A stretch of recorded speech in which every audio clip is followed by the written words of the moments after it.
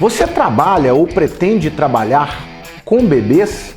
Se sim, é fundamental entender o neurodesenvolvimento, o desenvolvimento das redes cerebrais do bebê. Esse vídeo pretende aprofundar desde a formação das redes cerebrais até a clínica, como a gente pode levar isso para a clínica. É imperdível. Veja até o final do vídeo, porque eu vou dar dicas fundamentais para que você entenda as interações das redes cerebrais do bebê.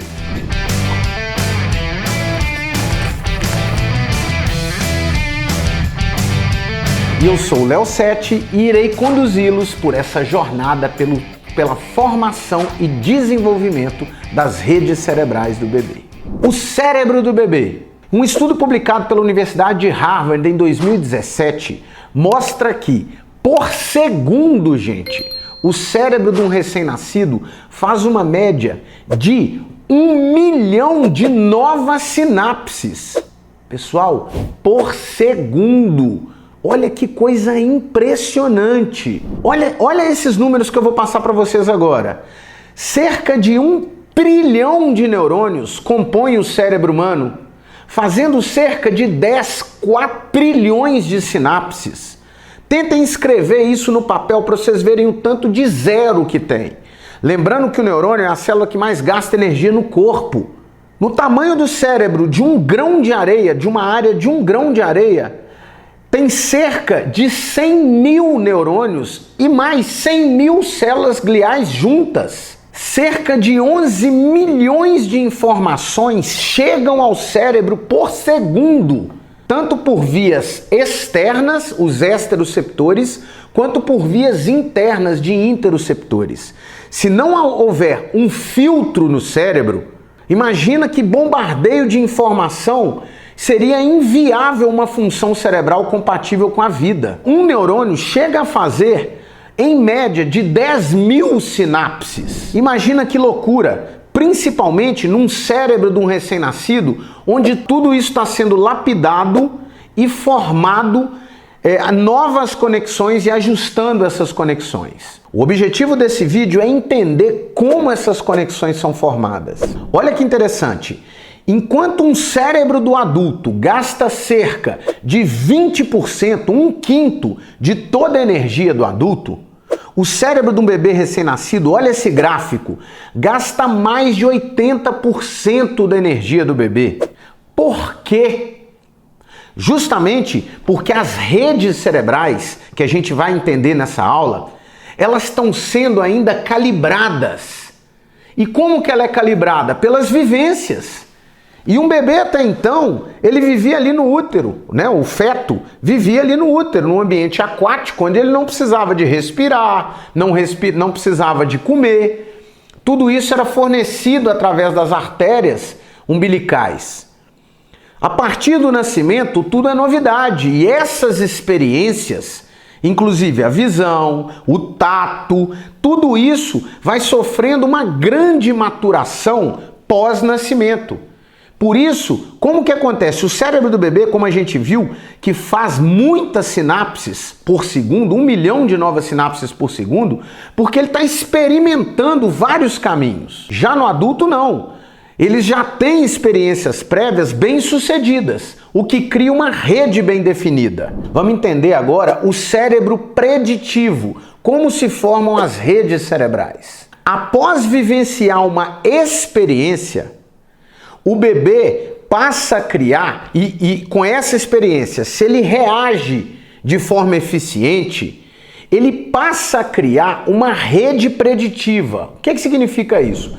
Toda vez que ele for vivenciar algo parecido, ele já tem uma rede de resposta pronta. Consequentemente, ele gasta menos energia.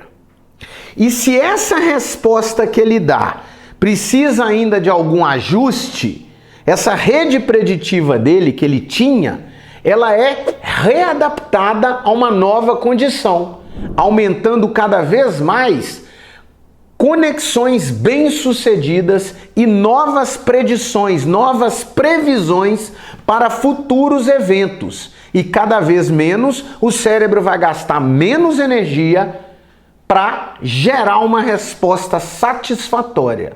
Lembrando que a principal regra da vida é gastar menos energia para conseguir superar algo da vida. Seja ela do meio interno, por exemplo, uma digestão, seja ela uma experiência externa vivida pelos esteroceptores, né? Que vão ser captados e a partir daí o bebê vai gerar uma resposta a uma modulação externa. Quanto mais bem adaptado, essas redes mais eficientes, menor o gasto energético. E o que a gente vai ter é que conexões fortes aumentam essa rede preditiva e conexões falhas, o sistema tende a eliminá-las. Esse é o processo inicial ali, pós-nascimento, de neuroplasticidade. E aqui tem a conexão do cérebro. Olha, o cérebro ele não pode se conectar por linhas e nem tudo se conectar a tudo, senão gasta muita energia. O que acontece é um padrão muito bem organizado de funcionamento. Olha para vocês verem o que eu vou mostrar aqui para vocês. Ó. Núcleos cerebrais, o que são núcleos? Essas pontinhas vermelhas, ó, são conjuntos de corpos neuronais que agem em entrainment. Eles agem como se fosse um único neurônio. Então são conjuntos de corpos neuronais que estão do lado um do outro, que vão agir como uma unidade. Então núcleo, o que significa núcleo? É o termo núcleo, conjunto de corpos neuronais agindo como uma única unidade. Eles estão em entrainment. Então eu tenho um núcleo de corpos neuronais que, quando interage através de axônios, ó, com neurônios próximos, com núcleos próximos, e isso que eu vou circular aqui para vocês, forma uma comunidade, uma área do cérebro. Qual é a vantagem disso?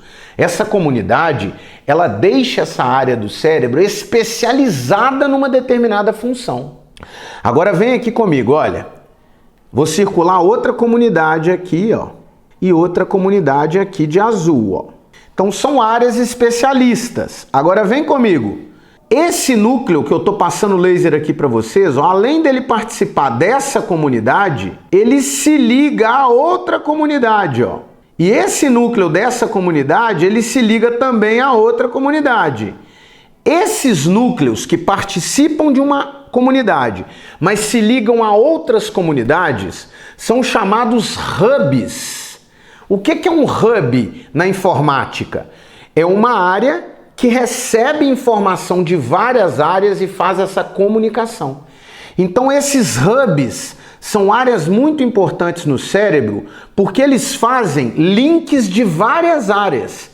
E por eles o cérebro adota um comportamento que a gente chama de um comportamento onde ele vai linkar, integrativo, ele integra várias áreas e isso é fundamental para funções e respostas de comportamento mais elaboradas.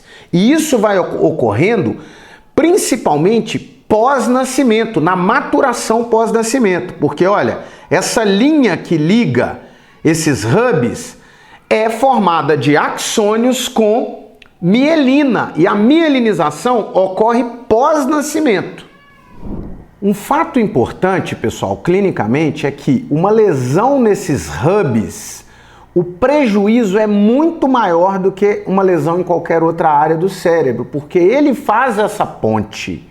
E lembrando, a substância branca que vai ligar, ó, essas comunidades, fazendo com que o cérebro responda a algo mais complexo, isso vai acontecer principalmente pós-nascimento, com as experiências, gerando uma rede de resposta, uma rede cerebral cada vez mais bem coordenada, como se o cérebro fosse uma orquestra, onde vários grupos de músicos vão estar cada vez mais refinando a música, né, que seria a resposta, o produto, de acordo de uma região de grupo de músicos com outras. Então isso vai acontecendo pelas experiências. E aí a gente vai ter o desenvolvimento dos sentidos do bebê, que vai acontecer todos eles nascem com todos os sentidos prontos, só que esses sentidos vão ser maturados. Por exemplo, a visão, onde os cones e os bastonetes têm o tempo de maturação, o bebê na fase, o feto na fase intrauterina não era exposto à luz. Então ele não tinha estimulação visual para os cones e bastonetes. Por isso que demora um tempo, nos primeiros meses é que o bebê vai melhorando cada vez mais os contornos visuais da imagem que ele está processando, ele vai vendo cada vez mais longe, ele vai começando a ver cores. E a partir daí, ele já começa a dar significados para algumas coisas que ele vai vendo. Que aí já é um processamento não só da imagem, mas de associação da imagem com algo. Por isso que essas redes cerebrais são importantes, essas comunicações de áreas diferentes. Por exemplo, da rede emocional, que é formada pós-nascimento, principalmente o sistema límbico, a rede límbica cerebral, as conexões das áreas se desenvolvem pós-nascimento. Então o bebê começa a ver algo e dá um significado emocional para aquilo. Quando a gente fala então dessas redes cerebrais, o que a gente vai levar para a clínica é como avaliar essas respostas e melhorar essas condições cerebrais de respostas do bebê. Então a gente tem como avaliar se uma determinada resposta está condizente, ou seja, está gastando a menor quantidade de energia possível, e o que a gente pode fazer clinicamente é melhorar essas experiências. Tanto com estimulações de brinquedo, estimulações vestibulares, estimulações de toque, estimulações auditivas, estimulações com massagens, com técnica de mobilização manual. Para quê? Para melhorar, para ir melhorando as informações que esse cérebro está recebendo e, consequentemente, formando redes de comunicações mais estáveis, prevendo futuras vivências com uma resposta gastando menos energia. É isso que a gente faz para a clínica. Então, por exemplo, se o bebê está com uma limitação de movimento cervical, além de eu dar um movimento cervical, se eu der esse movimento para ele através de um toque suave, de usar estímulo vestibular junto, proporcionando aquela nova experiência em virar para aquele lado como uma experiência agradável, eu vou integrando áreas cerebrais nessa rede. Olha que dica preciosa para a clínica.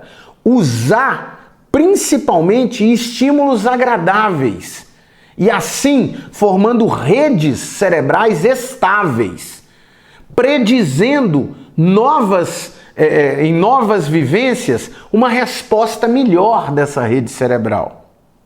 Essa dica vale muito um like.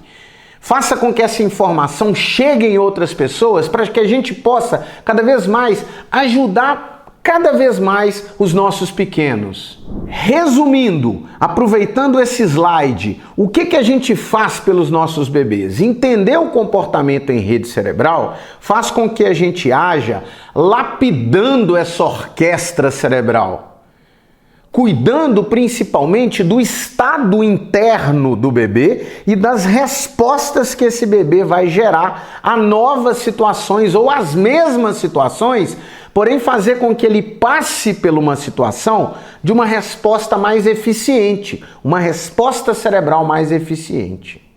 Isso é o ouro completo de uma boa resposta a um tratamento.